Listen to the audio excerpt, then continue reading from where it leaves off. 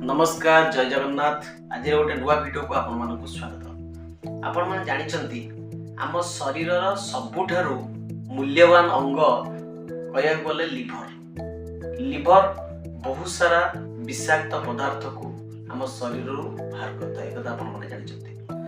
तो लिभर गोटे अमूल्य अंग एवं लिभर केते बेले खराब हो केही भी जानि परिबेनी। आपण माने पूरा सुस्थ थिबे देखला लिभर पूरा खराब हेतिबो।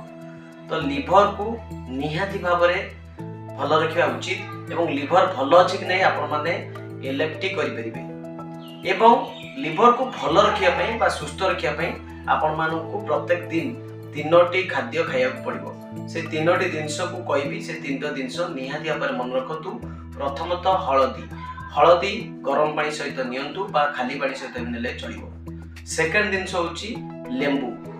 बुझीपार ना लेंबू हूँ गोटे एभला जिनस जहाँकि प्रत्येक दिन नवा आम शरीर बहुत भल। तृतीय नंबर हूँ रसुण। रसुण जदि खाऊे आप लिभर निहाती भाव में जहाँकि फंक्शन भल कर। तो ये तीन टा जिनस को सब नियमित भाव में खातु एवं आप लिभर निहाती भाव में भल रही। नमस्कार जय जगन्नाथ।